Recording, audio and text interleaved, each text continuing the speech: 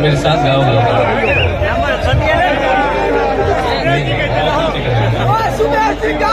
कि आज रिया जी बैठिए पहले भागे के बाद में सुनिए लेकिन गौर से कि आज पहिला मिलनवा अमिलन सजनी के सजनवा वो कहेंगे भगवान से कि आज पहिला मिलनवा मिलन सजनी के सजनवा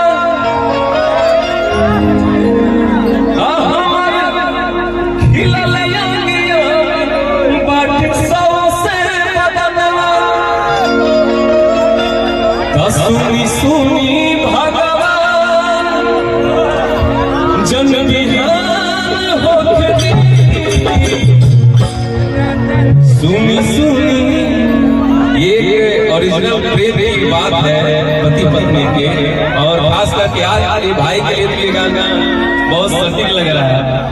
हेलो हेलो हेलो हेलो कि सुनी सुनी भगवान जन बिहान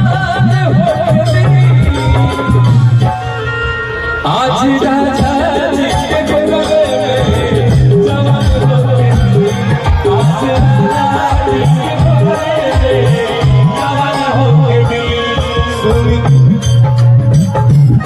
आज पहिला मिलनवा मिलन सजनी के सजनवा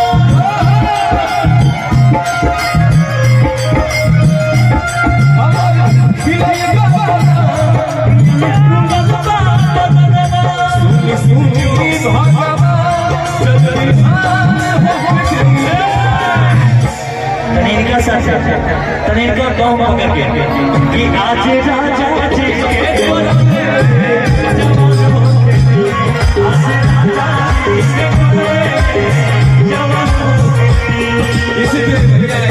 बात है अब थोड़ा सा अपने भाइयों के लिए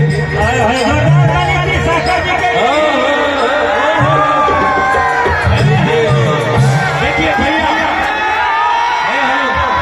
सुनिए आप आए तो ढोल तबला वाला अपने रुक गया ही का है ये लोग भी देखने में पागल है। वाह क्या बात। एक बार कृष्णाकर जी के लिए जोरदार ताली कर दीजिए आप लोग।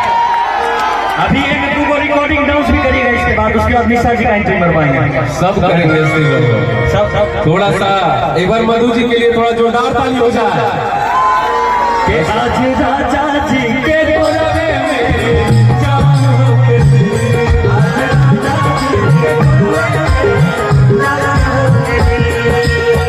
थोड़ा सबसे पहले सबको नमस्कार। आपको बहुत बहुत बधाई। नए जीवन में आपको बहुत सफलता मिले और महादेव आपके जीवन को बहुत सुंदर से सजाए। आपके और आपके धर्म पत्नी के लिए बहुत बहुत शुभकामनाएं। मुझे यहाँ आके बहुत अच्छा लगा और इतने सारे जनता देखते और ज्यादा अच्छा लगा। ऐसे नहीं होगा, एगो फ्लाइंग किस देना पड़ेगा सब, नहीं तो कोई खुश नहीं होने वाला। एगो हल्ला कर दीजिए तब मिलेगा। बेगूसराय के सारे धरती के सारे जनता को दिल से love you, love you, love you. हम बेगूसराय के वाले एक तरफ से कहते हैं लव यू टू। ठीक है, थोड़ा देर चाहूंगा मधु जी, थोड़ा सा बैठिए 2 मिनट इधर आओ भैया सीरीज बैठने दीजिए, इनको बैठने दीजिए। कि आज राजा जी के गोरवे में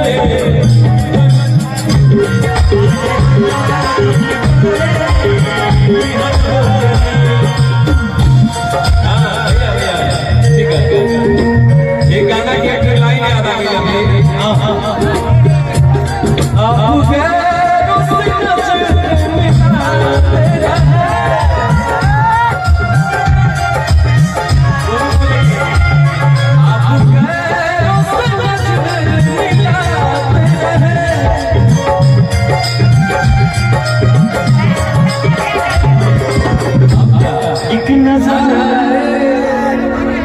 एक नजर हमने देखा तो क्या हो गया, एक नजर हमने देखा तो क्या हो गया, दोस्तों इस जमाने को क्या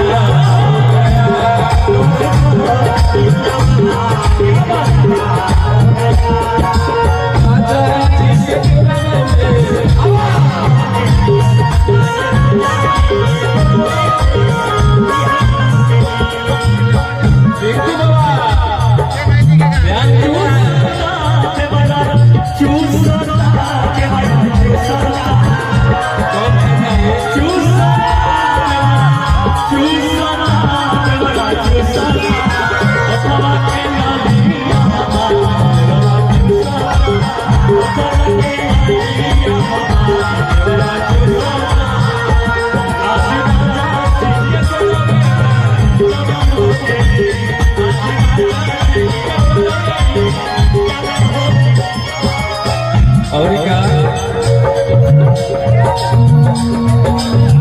राजा जी के भोला बस उठ जब साथी,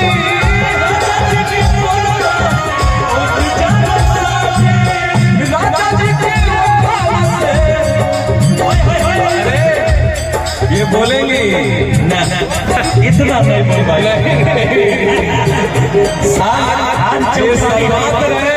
आज चौकारी है राजा जी के उठ जब साथी,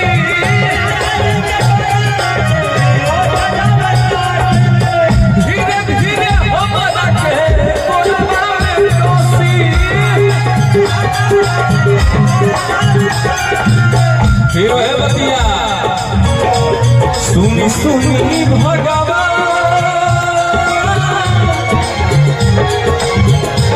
सुनी सुनी भगवान जन बिहार हो खेती, भगवान जन बीमार हो गए, आज राजा जी के केरवन